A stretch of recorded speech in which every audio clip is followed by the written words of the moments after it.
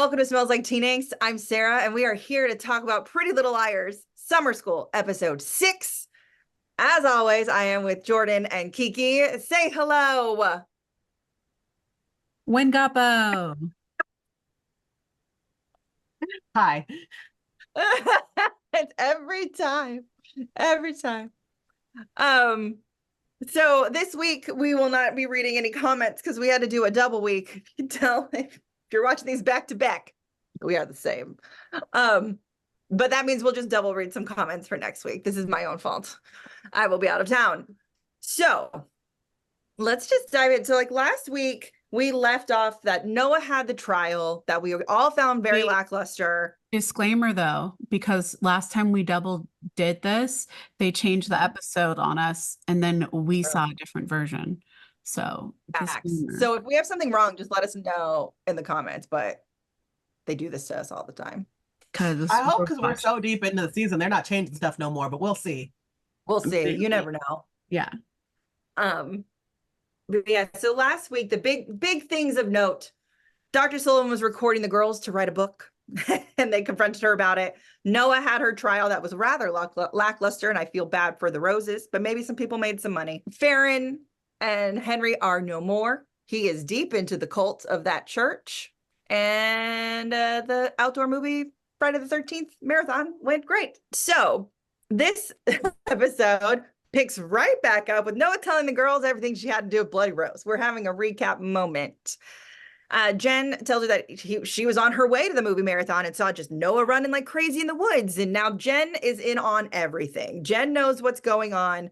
Sean doesn't, to help keep her safe. And I feel like Jen feels like, got one up on Sean in this moment.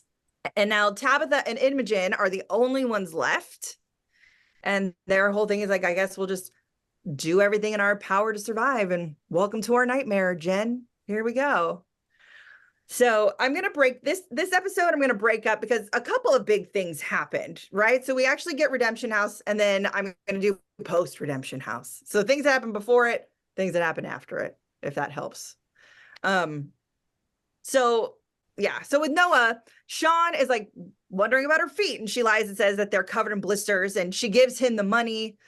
And then Jordan, you kind of got your dream a little bit when Jen and Noah were talking. And it's finally happened on the show or a book or anything that has a stupid love triangle. It's so good. And Jen proposes a throuple, and Noah's like, absolutely not. She's like, I don't think Sean would go for it. That doesn't mean Noah wasn't going to go for it. And that Noah's like, I'm not going to decide anything right now because I'm going through a lot, Jen. Now you know what I'm going through. So please get off me and stop asking. Kelly shows up at summer school because now we're back. It's like a Monday. We're back at school and invites everyone to Redemption House. And Redemption House is here to show you bad choices and how to avoid them and how to make up for them. And we learn that Redemption House are the people renting Imogen's house. So they're doing this shit in her house, which is so messed up.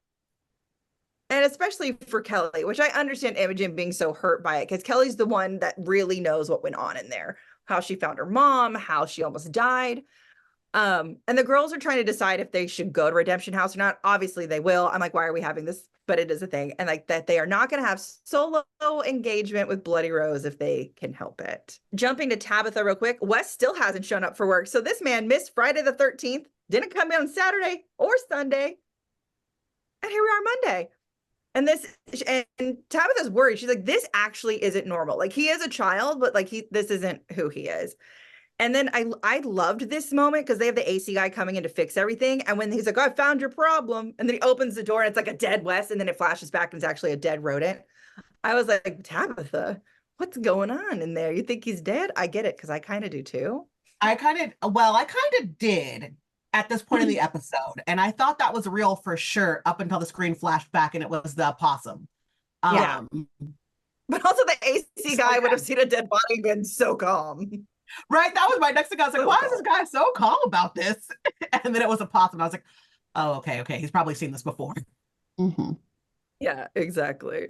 And then Greg and Faran are having this conversation and she, he mentions like how he knows that she and Henry have called it quits, and she's asking him about Redemption House, and he's like, oh, it's just like a religious play haunt house. And I was like, I'm right. It's one of those where you go and they're like scaring you straight, right? Like it's the scared straight house.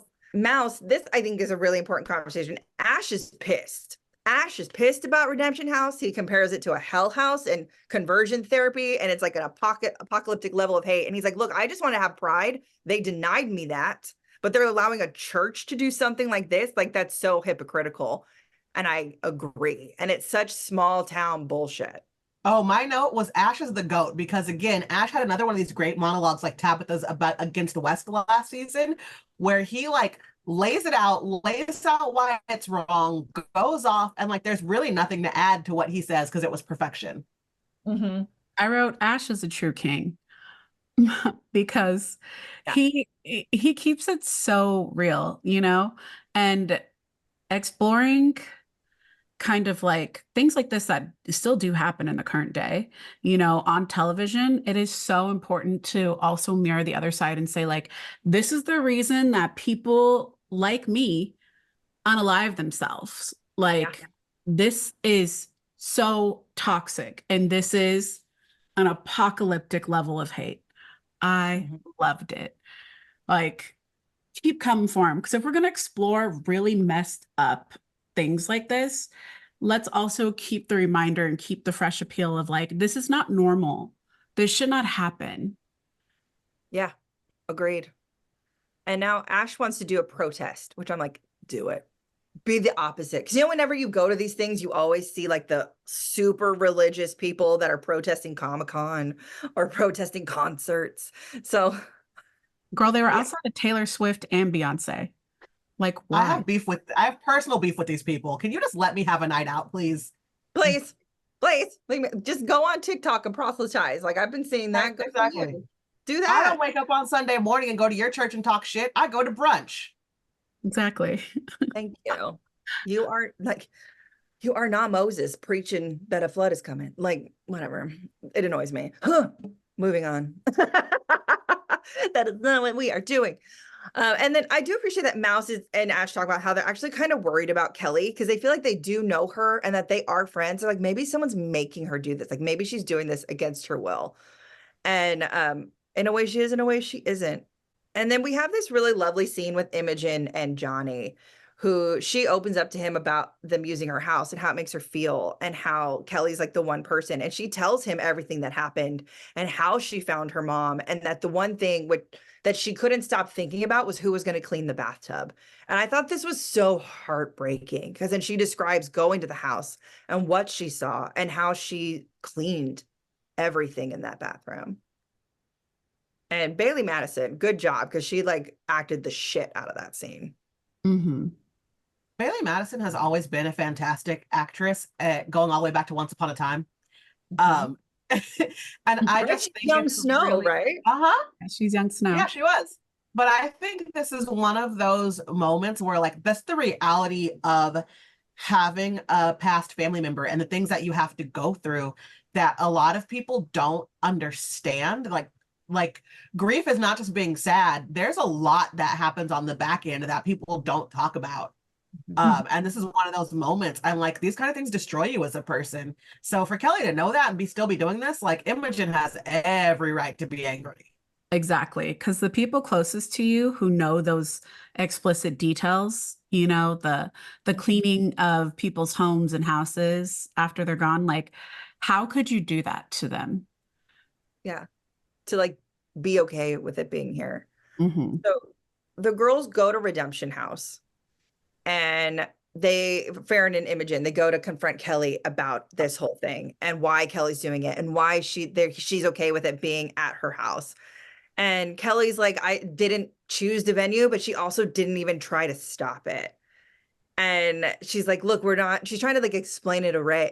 She's like, we're trying to give the town a path to salvation. We want to release people from the inflicted suffering that has happened. And I'm just like, y'all, this is okay. And she really tries to use her dead sister as an excuse.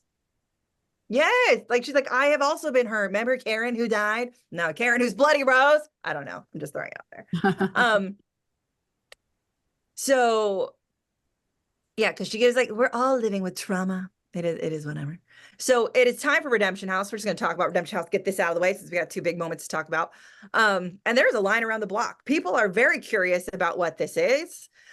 And even like we see inside when everyone's ready to go, Greg goes to Kelly and he's like, I walked all these rooms and this is actually really all fucked up. Like maybe we shouldn't be doing this. And I'm like, look we got a little bit of growth. We're getting Greg moving on, right? Mm-hmm. And then Mrs.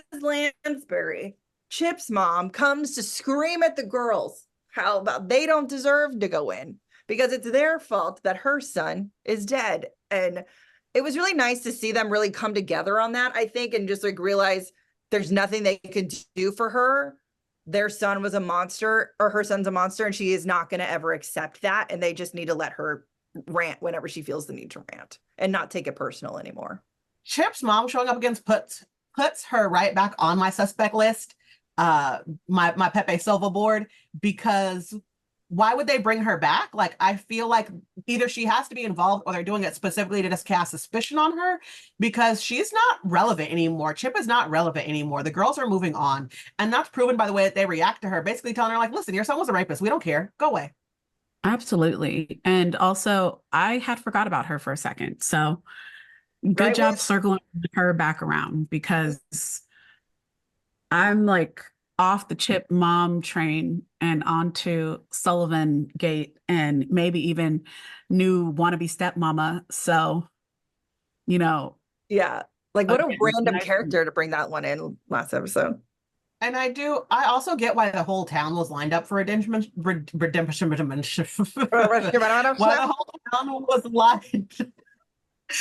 the whole town was lined up for Redemption House, because the rest of the town doesn't have the backstory that we do on the church. Right. And these hell houses always get advertised like they're haunted houses. Yes. And during summer, that's right, we're getting excited for Halloween. We're thinking that spooky season is right around the corner. We're looking for activities to do to make the most out of our summer. So I can get why everybody was like, oh, let's go to this haunted house.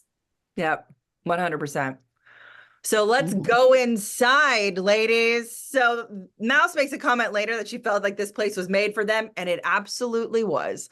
So in room 1, we see a girl on a computer reenacting like Mouse when she was talking to her dad. Remember that? Like, and we all thought it was like some creepy guy, and it turned out to be her dad who died. And like a devil in the chair watching. Room number 2 is for Noah. It is a drug den. People doing drugs, overdosing, being high and passing out. 3 is for Imogen and Tabitha. It's teens getting drunk at a party and being carried off by men. 4, I'm going to call for Faran because it's Greg shirtless, Henry shirtless, being gay sports players looking at porn. And Faran goes off at Greg and Henry, being like, what are you even talking about? She's like, Henry, you're a dancer. You have gay friends. What are you with this homophobic bullshit? And I was like, yes, don't stay quiet in that room. This is what I was talking about last episode. Like, even if Faran is having her own internal struggles, she is not with the shit this season. She is a mouthpiece. She is so out of pocket all the time, and it's great. And also, like, no one is watching Faran. Like, she's the ultimate final girl. So final girl. And then room 5 takes place in Imogen's mother's room. And Kelly is laying there as someone who has tried to unalive herself with the Grim Reaper. And like that triggers Imogen, as we know, who is going crazy. And she takes, I couldn't tell, was it an axe, a bat, something? And it's an axe. So I actually love this scene because I love how she freaks out. She just tells the girls, like, get me out of here. And the girls respond and they get her out of the room. And I love how they're trying to like calm her down outside, or like at least see where her head is. And they're like, can you just say something? And she sees that axe in the backyard and she just flips her lid. Not in my fucking house. And she cuts the power. Boom. Smash. So I would have been so scared to do that. I was like, that wouldn't electrocute you? I mean, she probably would have gotten electrocuted, but this is one thing that I always tell people: do not fuck with somebody in their own house, because we all know where the breaker box is. I will turn the lights out. This is there's a rap song that says that. This is my house. I'll flip the table and turn the lights out. Exactly. And then to cut a little forward, we see Pastor Malachi is trying to figure out how to turn the power back on. to get Redemption House going again. And he runs into Bloody Rose Waters and says, "Who are you supposed to be?" And then she stabs him in the face. Shunk. So this is where I get confused, and I'm sure they'll explain it for us, because I feel like the two cults were connected, particularly when we get to Redemption House and there's a room for every girl. But then Bloody Rose Waters takes out Pastor Malachi. So, like, is it Kelly's mama and she's pulling the strings in different places?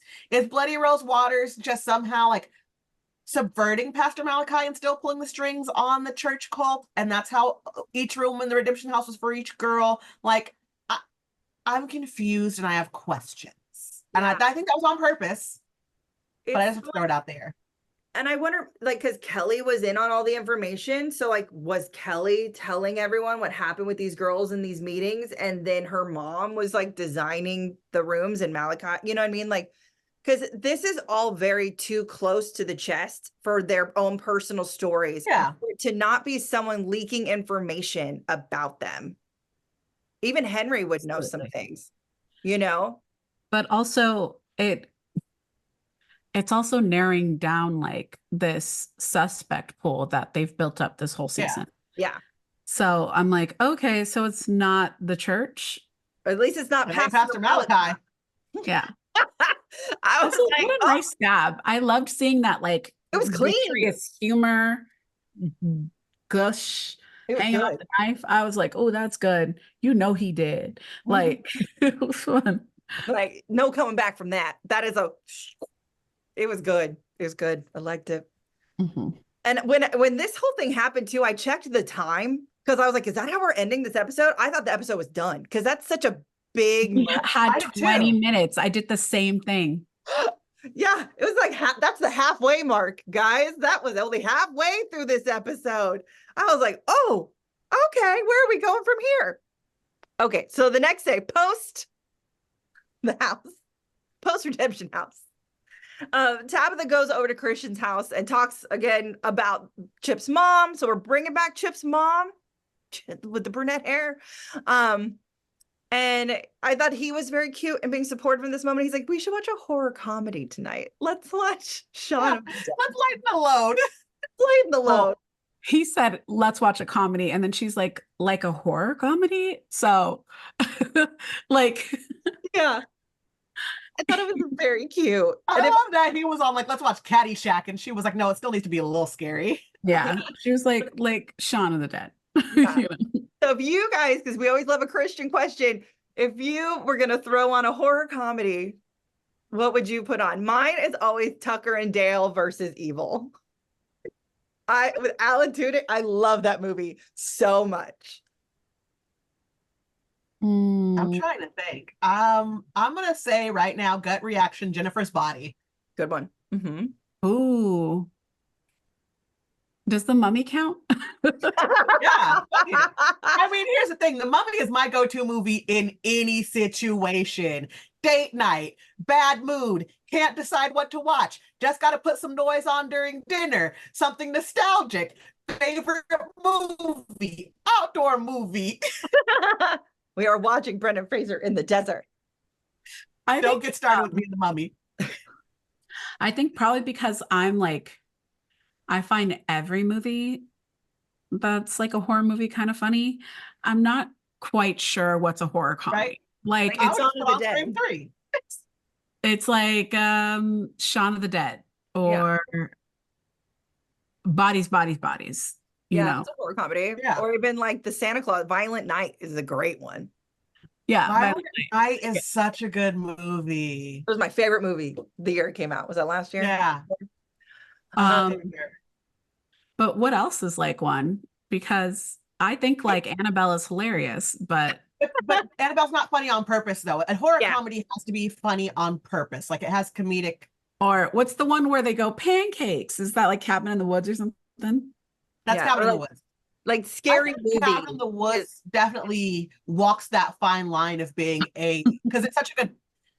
You find out in the end that it's a parody, really. So like Cabin in the Woods is very fine line. Starring my number one, Jesse Williams.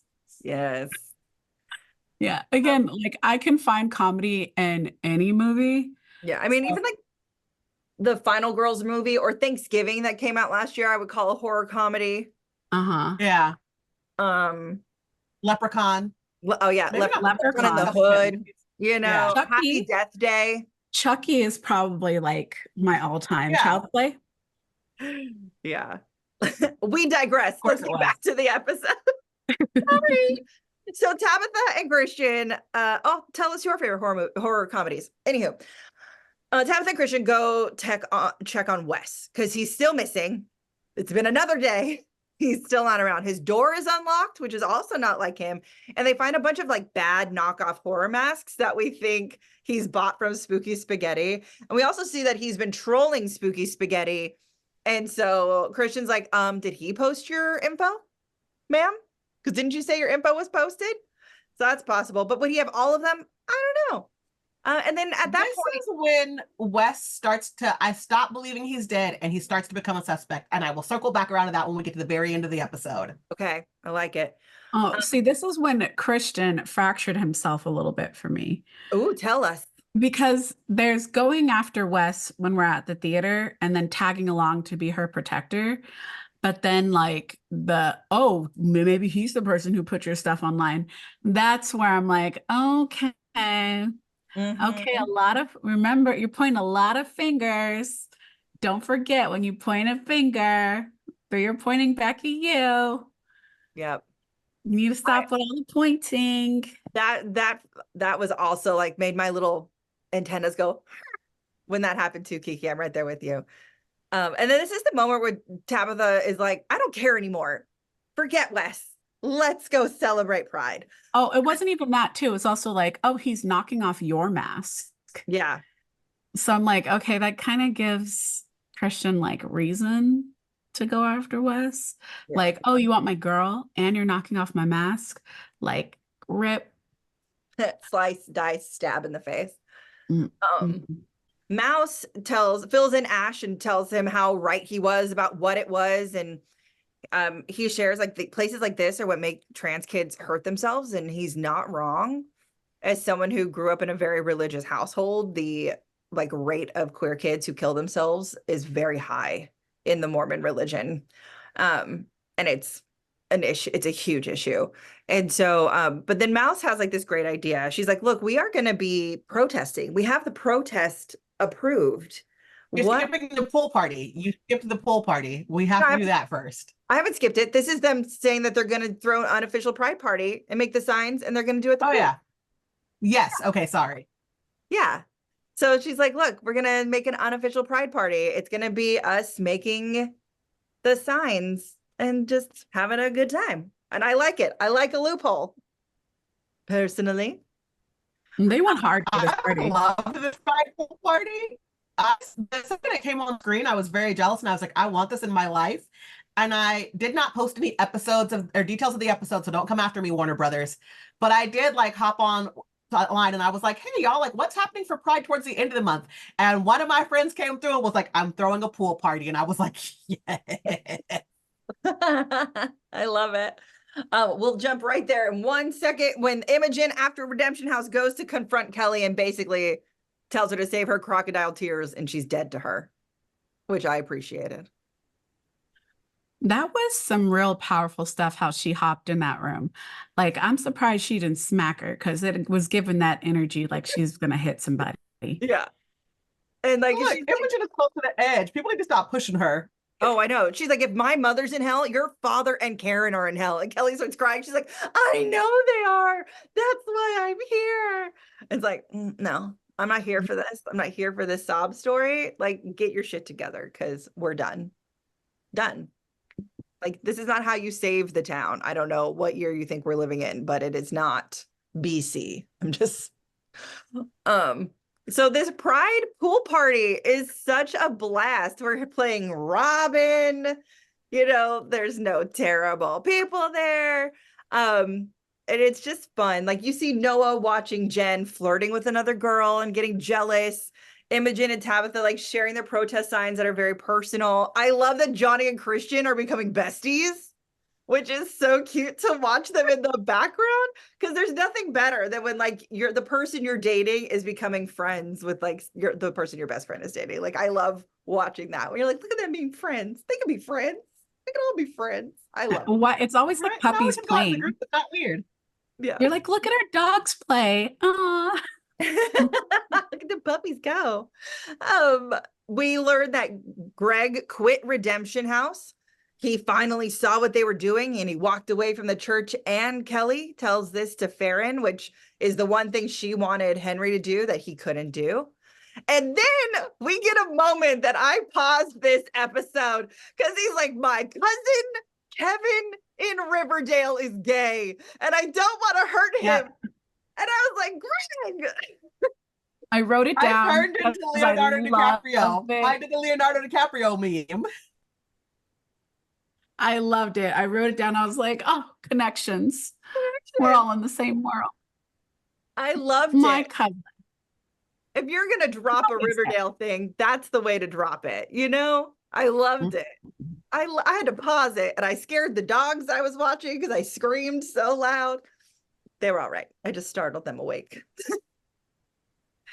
And then Noah is like, there's like this cute, all the girls are together in the pool and Noah confesses to the girls that she and Jen were actually together in juvie and that they hooked up recently. And I love none of them are surprised. They're like, yeah, we know. Like we've seen, y'all aren't subtle. We all knew. I love this moment so much because I feel like that's such a girl friendship thing where like, you know, your friend is like on some bullshit or going through something and you're not necessarily going to call them out. But the second they finally confess, you're like, finally. So, you know, you're also on some shit. Great. We can all move on. Yeah, absolutely. Yeah. It was like, I was like, girl, big energy. Calm down. We all knew. And then Tabitha says that they can cross. But her boyfriend doesn't know. I'm sorry. I just had to say that. I was like, I love that all her friends know, but her boyfriend doesn't know. Because I'm like, it's so obvious. How is he missing this? He trusts her. He's so trusting. He's so trusting, but he's also not, at least we haven't seen it. Like he's not around them when they're together. You know, it's always he's with just her. Or he's picking up a pizza and it's a professional setting. We've never seen the three of them hang out together. Was he not at the roller skating party? No, I don't think he was. I don't think he wasn't. He wasn't. Yeah. He couldn't make it for some reason. Yeah. And I remember her saying like it's not his scene or something. Yeah, something. I don't remember what it was either. Friends on the interwebs, let us know because we don't remember. There's not enough room in here. It all goes this way. And then this is the moment that Noah decides that she wants to be with Jen and not with Sean, and she's going to figure that out. And then Tabitha's like, we can cross Jen's name off the list. And because Tabitha says this and how conveniently Jen rolled up to pick up Noah, she is not off my list. You cannot make proclamations like this. You know? It's like bringing back Chip's mom. Can't do it. Yes, but I think that's a very obvious red herring because what motivation does Jen actually have? I don't know. They will tell us. She could be related to Bloody Rose. She could be one of Archie's siblings. What if you never know? Sister, like an estranged sibling. Yeah, what if she's Chip's sister? You never know. Who's been bad and trapped in whatever. Like the mom had a kid and it was crazy. That's fair. This is fair. We don't know. We just know she's estranged from her dad, who's very wealthy, but we don't know who that is. We've never met her mom, so we don't know who her mother is. You know, like the web is still weaving for me. This is all fair. That's fair. This is all fair. Yeah. So then Tabitha gets the idea that she wants to change the protest. She doesn't want to just go with signs. And it changes to this, like, I think this is so dumb. I hated it, to be honest. I wrote in my notes, Tabitha plans a counter haunt, semicolon. This is going to end so badly. Yeah. Yeah. They're going to use Christian's mask. The whole time I was like watching it like this, not because I was scared, because as a grown adult, the shame of watching a teenager do something that you know is stupid and not being able to stop them. Yeah. Mhm. Like putting on the masks and going in to scare them and make them run out. I was like, for me, there's nothing scary about a mask. And also there's other demons. So why would the logic doesn't logic. Like, why would them showing up in these masks looking like people in every other way be Exactly. scary? They're not in full costume. So how is that scary? Yeah. I don't know. And Greg invites himself along. And I think it's funny that they leave all the He's boys makes it out. obvious that he's got a crush on Faran now. Yeah. He's making it real obvious. Real obvious. And I like the boys all had to stay outside and the girls went in. Right. So I was like, okay. Because we need 4 boys to operate 1 camera phone. 1 camera phone.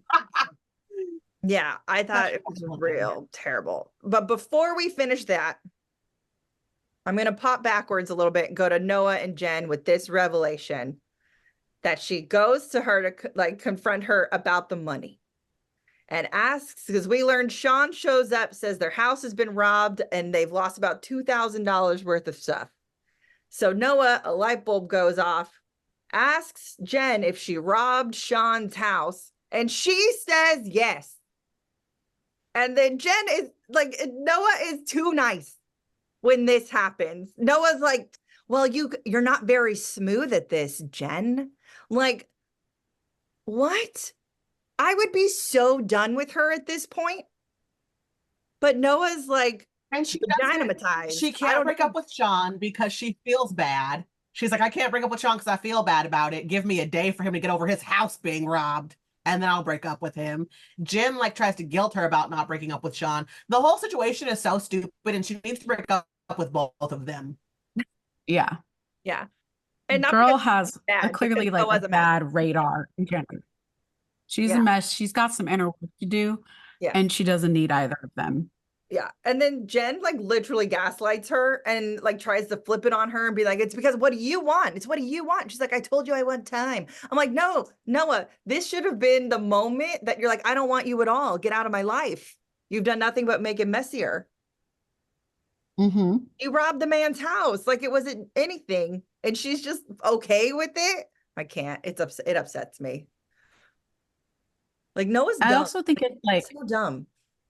It's like so far from who she was trying to be in the character in the previous season, who's trying to hide from the mom, who has addiction issues and money problems and this and that, and to like resituate and involve herself with all of this. It's just like, you wanted to get away from this life. Why are you trying to tether yourself to Jen? Like, it can't be love, baby. I think not at all. The writing's on the wall. Yeah. It's frustrating. Okay, now back to Redemption House. Sorry. I had to say that she wanted to be back together and then have this whole thing happen. So they actually do it. They scare everyone out of the house. And then when they do, there is a funny moment to me because they put these masks on like they're the Avengers. You know, it like pans across each one as they put it in. You've seen those videos of people getting in the pool and jumping out and landing. There was some fun cinematography that happened during this scene, but the whole conceit is just so dumb. Yeah, super dumb. So when they're done, the rest of the girls meet back in the basement and Imogen is on her way. She's like, Kelly's mine, right? So she goes to confront Kelly, but instead of Kelly being in the room, she finds a note with a rose. Sometimes the final girl doesn't get a warning call. And then Bloody Rose is right behind her, closes the door and attacks Imogen. And so she's in the process of fighting for her life, ripping off bandages, which now also confuses me because I thought this was a mask, and screams bloody murder loud enough that the girls hear her from the basement and come running up the stairs. And when they find her, she's sitting on the edge of the bed, holding bandages in her hand, and ask her if she saw it's her face. And Imogen says yes. And that bloody rose water. The way that Faran asked the question, who was it? Superb acting. Superb. Sorry, I wrote that down and I just needed to get it out. Appreciate it. And Imogen says that bloody Rose Waters is her mother. Now, I want to ask you, Do you think that we didn't see it? Or did Imogen have a break and maybe it's Chip's mom who looks like her mother? No, so this is actually where Wes ended up on my, he's alive and he's on my suspect list because they talk about him having the masks, right? And so my first thought about like, how are we around this? Did Imogen have a psychotic break? Blah, blah, blah, blah. And then I remembered you have Wes's parents who are fabricators, or Chip's parent, or sorry, Jesus Christ. Christian's parents are fabricators. And then you have a Wes who is also in the mask fabrication business. And they make the big deal about the girl stealing the mask this episode, or borrowing the mask this episode. So that's when I was like, oh, maybe it's a mask. And this is why I'm like, Christian, you're a little suspect, but also Wes, also suspect, because what if it was a mask? Mm-hmm. A mask that looked like, what was her name? Davis or something like that? Like, yeah, that looked like Imogen's mom. Yeah. I don't think it's her mom either. I think Imogen sees her mom. You know, like we've already seen the breaks and the mental flashes that she's been having, and she's in her mother's room. And I think that really influences what she sees, especially since we, the viewer, don't get to see the reveal. But, and it doesn't make sense in any capacity for her mom to be torturing her when her mom is the beginning catalyst of all this. So. Right. Again, I very much think it's like a mental break or some weird twin story that we're going to get. There's no way. Yeah. I think Chip's mom kind of looks like her mom, like, and could have done herself up in a way. You know, Wes, I like your idea of Wes wearing a mask of her mom's face. We'll see. But it ending and her being like, it's my mom. My first instinct was like, no, it's not. Like I didn't. Yeah, right. This is the one thing that I'm sure of. I'm sure it ain't her mama. Yeah, exactly. I was like, it ain't your mom. There's no way. That was my reaction. I wasn't like, oh my God, it's her mom. I was like, no, it's not. So I'm glad you guys also had the same reaction. I was like, I don't know a lot, but I know that's not your mama. Yeah.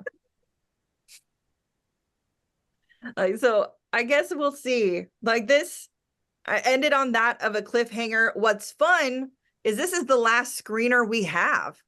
They did not give us the full season. So we shall see. Maybe they will, maybe they won't. Maybe we'll be watching it along with everyone on Thursdays and then throwing up a video over the next couple of days. We'll have to play it by ear. But we can't even cheat. We can't even cheat ahead. We can't even have watched it and pretend like we don't know, because we don't know. All I'm hoping is that Tabitha's final girl moment, like Rose trial, is good. Right. I feel we have 3 episodes left. I feel like there's got to be 2 more trials, one with Tabitha and then one with all the girls, because they continue to beat Rose. So yeah, I agree. So I guess we'll have to like wait and see with everybody else. Anything else you guys want to talk about with this episode? That's it. That's all I got. Oh. That's all she wrote. Ladies. So yeah, everyone, let us know what you thought about episode 6 and what you think about all the reveals and the parties and the redemption house.